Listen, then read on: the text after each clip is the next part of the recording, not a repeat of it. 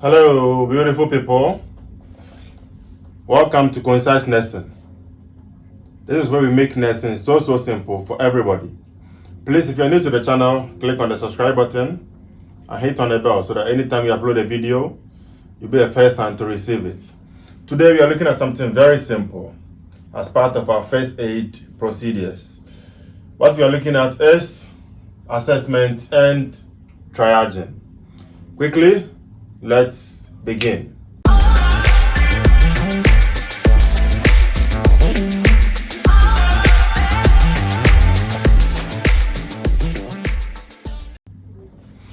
Nursing assessment is the gathering of information about a patient's physiological, psychological, sociological, and spiritual status. So nursing assessment simply means the gathering of information about your patient, being the psychological issues that you want, physiological issues that you want, sociological or spiritual, anything you want to look at about your patient. So that is what we call as assessment. This can be done in the hospital, and also smaller part or few part of it can be done at an accident scene or at an emergency area. Quickly, let's look at the types of assessments that we have. We have what we call the initial or the primary assessment. With this assessment, we use what we call the standard precautions. Okay, standard precautions. Now, with the initial assessments, you check the mental status using the AV, PU, and also the Glasgow Coma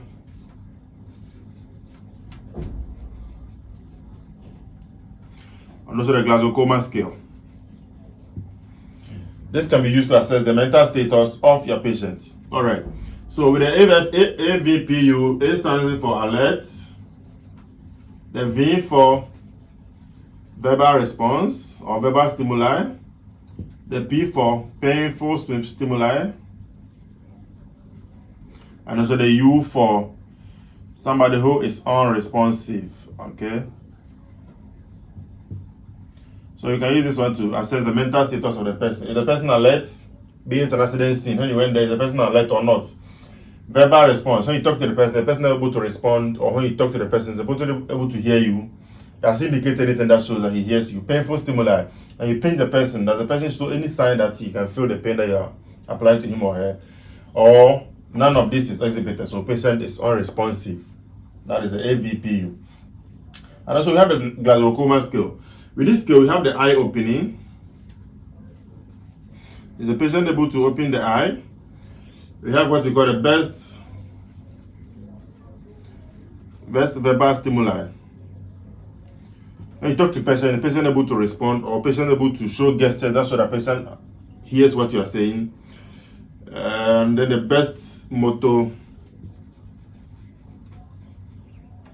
response. The best motor response has to do with is patient able to respond to by moving of body parts. Let's say moving the head, moving the arm, any part of the body, the legs or anything. Now, with this Glasgow Coma scale, you check these three things. When you check it and patient scores, let's say between 13 to 15, means patient is, the mental status is, like the problem with the mental status is very minor, okay? Now, if you check and patient scores, let's say from 9 to 13 means it's moderate, and anything below 9 means it's a severe brain injury. All right, so that's what we use to check the patient's mental status of the patient. All right, so the next thing we can do under the initial assessment is you check the CAB and then you intervene. So check the carotid. The CAB means checking the circulation. CAB means you check the circulation, you check the airway, and then you check the breathing. If there's a problem with any of these, then you intervene. So you check the circulation, you check by pressing on the carotid artery, right on the neck. Put your neck in the middle of your throat, tilt it a little to the side. You can feel an artery beating over there. So if that artery is not beating, quickly you intervene by doing CPR. Check the airway. If anything is blocking the airway, take it out. Or if it's the tank, you pull it out.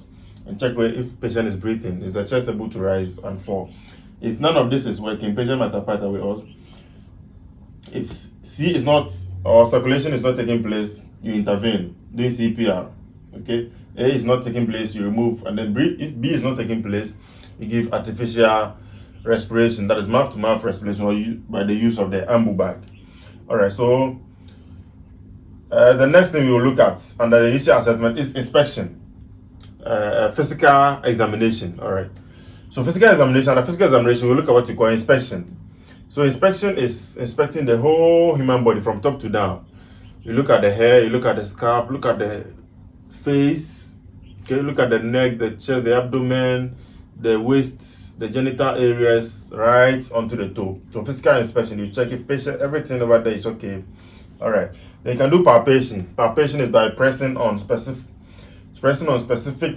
parts of the body to ensure if there's any tenderness or patient feel pain somewhere or something. All right. So that's palpation. And then we look at what you call percussion. Percussion is by the use of the palm. You use your palm to tap part of the body, then you hit the back of your palm with your fingers. So the sound you hear will determine what is found over there.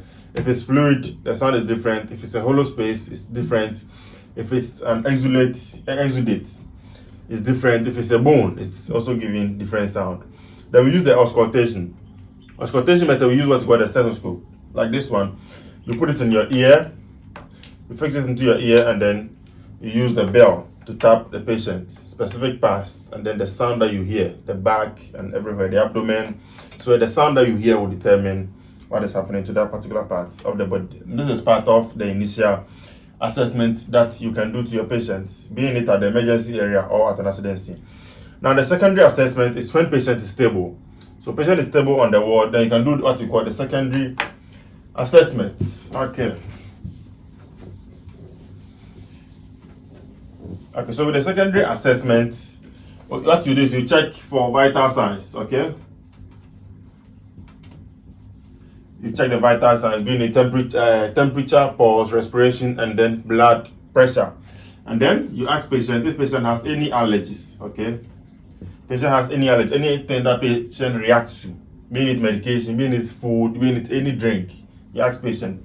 Then you check medication. Is patient on any current medication that he or she is taking? Probably is a known diabetic, known hypertensive, or any other thing. So if patient is anyone, any medication, you ask patient. If patient is on medication, the patient will tell you. Then you check past medical history. Past medical history of patients, okay?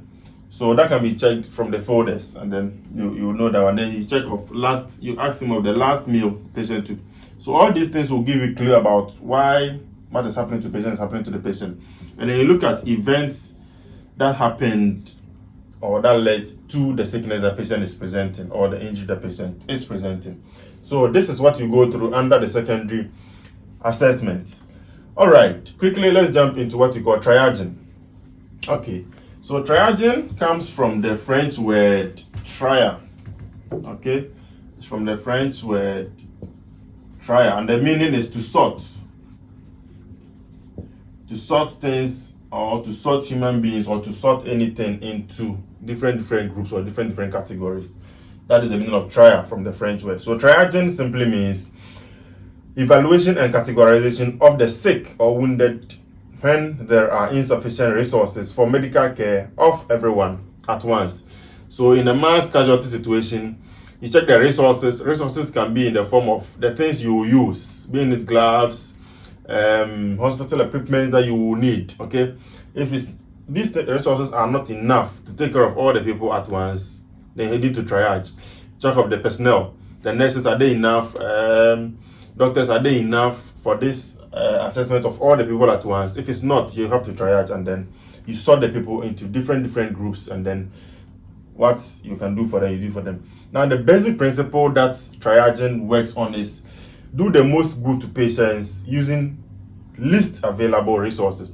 So the least available resources, you use it to do the best that you can for a patient, and this is the basic principle of triaging. Okay, so human beings or human being it personnel, nurses, doctors, physician assistant, anybody, they are not enough. Hospital resources are not enough. The space is not enough. But then you are able to use all this to help the patient to your best that you can.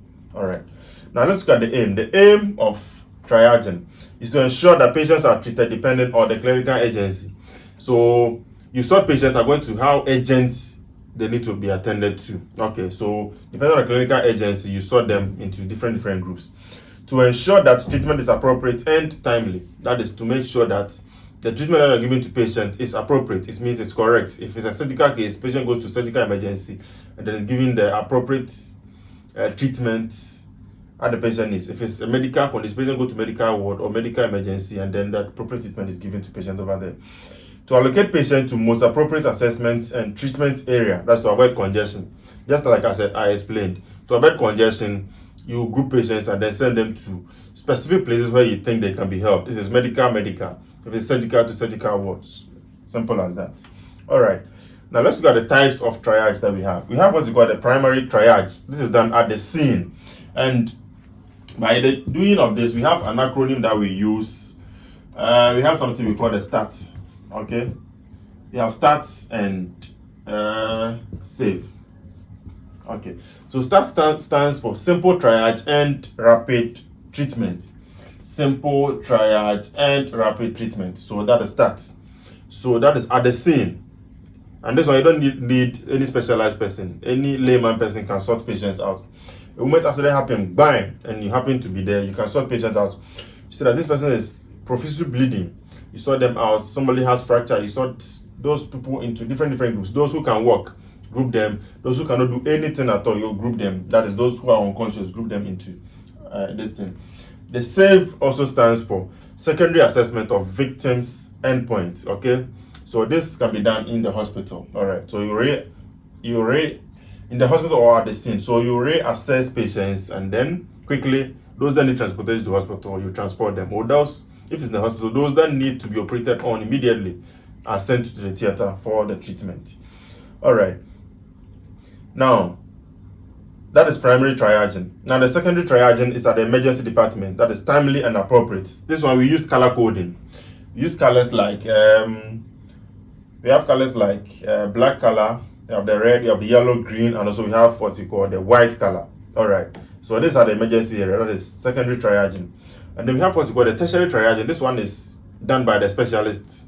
Okay. So specialists will determine that, okay, this patient's what has happened to this patient? This patient has to go to theater as immediate as possible. Or what has happened to this patient? It has to be in the ICU. All right. So this is done by the specialist. So that is the tertiary triaging. Now let's look at the triage team. The triage team. All right. So in the triage team, we have the emergency physician, who is a doctor, emergency physician or a doctor. Oh, okay. So they can be physicians, which is doctors. Then we have the emergency nurse or emergency nurses. All right. And then we have the admitting clerk. Okay. The people who will take information from the patients and then key in their medical history and other things. All right. So these are the people that makes up the triaging team. You have the physicians who are doctors, you have the nurses, and then we have admitting clerks who take medical records. All right. Now, triage is used in a number of situations in modern medicine. As an example is in mass casualty situations. So in a mass casualty situation, we use triaging. Triaging is also commonly used in crowded emergency rooms and working clinics to determine which patients should be seen and treated immediately. All right, so this one is at the OPDs, okay, or the emergency rooms. If the space is not enough, patients keep trooping in. You have to triage and know who needs the urgent care and then who can wait for a while. In an accident scene, who can wait for a while, then who needs immediate attention. Otherwise, patient might pass away. And this is what at the OPD, somebody can come early, but then somebody can be brought in later who will be seen first before the one who came earlier, depending on the urgency. That is triaging. So triage may be used to prioritize the use of space or equipment, such as operating rooms in a crowded medical facility. All right. Now, in working clinic emergency department, an interview with a triage nurse is a common first step to receiving care. He or she generally takes brief medical history of the complaint and measures vital signs, i.e., heart rate, respiration rate, temperature, blood pressure, in order to identify seriously ill persons who must receive immediate care, as I said earlier. Now, in a disaster or mass crisis situation, different systems of triage have been developed. So this talks about the stats, as I said earlier, start standing for simple triage and rapid treatment. That is done at the field, and you don't need expertise to be able to do that. All right. Victims are grouped into 4 categories under the stats. All right. So 1, the deceased who are beyond help. So those who are dead, those you feel they cannot make it, no matter if you use all the resources you have on one person. Assuming an accident happens, somebody's head is cut off. There's nothing you can do, you understand? Patient is not dead yet, but the head is cut off. I mean, will definitely go. So you don't need to waste all the needed resources on those who feel they are dead or they are about to die. They can't make it no matter what. 2, the injured who could be held by immediate transportation. Okay, so there are people who can be held by quickly moving them to the hospital. All right. The injured with less severe injuries whose transport can be delayed. So those who can wait for a little or wait for a while after the most urgent ones are transported, before you come for those ones. And then those with minor injuries not requiring urgent care. So some people will also get we call the working wounded. They have minor injuries that can be taken care of later. Start method can be used by persons who have no formal training in first aid, as I said earlier. Now let's look at the advanced triage, or what you call the secondary triage. Implemented mostly by skilled health professionals like nurses, EMS, and doctors. EMS standing for Emergency Medical Service. All right. This triage system involves color coding scheme by using of the red, the yellow, green, white, and then black tags. We'll look at the meaning of those things pretty soon. So the red tags is for those who need immediate attention. I used to label those who cannot survive. Let me write these ones. Okay. So the red color is for the immediate. All right. It's for those requiring. It's used to label. The red is used to label those who cannot survive without immediate treatment, but who have a chance of survival. All right. So they have a chance of surviving, but they need immediate care. Okay. So you pay attention to those ones and then give them the red tag. The yellow tag is for those with observation, those you want to observe. All right, so that is the yellow tags. Now, for those who require observation and possible later triage, their condition is stable at the moment. They are not in immediate danger of death. The victims will still need hospital care and would be treated immediately under normal circumstances. All right, so that is the yellow tag. Now let's look at the green. The green tags is for those who can wait. Okay, so are used for the working wounded who will need medical care at some points after critical injuries have been treated. All right, so the working wounded who can wait. And then we have the white tags. Okay, we give white tag for those you want to dismiss or those who don't need hospitalization. Are given to those with minor injuries for whom a doctor's care may not be required. So they have small abrasions and everything. So those people, they don't have any problem, and then they can quickly be discharged to go home. But still, they have to come to the hospital so that we assess and know that there's no internal bleeding or anything happening to them. All right. So we look at the black tags. The black tag is used for the expectant. That is those who are expected to die or those who are dead. Are used for the deceased and for those whose injuries are so extensive that they will not be able to survive given the care that is available. So if you give all the care available to them, you know this person will not survive. So don't waste your time. You target on those who you feel can survive. All right, so red, yellow, green, white, black. I hope it's very clear. Now, to end the whole lesson, there's a message that you need to take home. Now, each and every emergency department should have their well-organized triage plan to tackle mass casualties like disaster scenario in the hospital. All right, so all hospitals should upgrade to a level whereby when emergency happens within your jurisdiction and quickly they bring in patients, you can help and assist them. All right, at this point, know that you're a first aider. I'm a first aider, so everyone is a first aider. The moment there's an emergency and you feel you can help, please go in and help. The Good Samaritan law is there to protect all of us.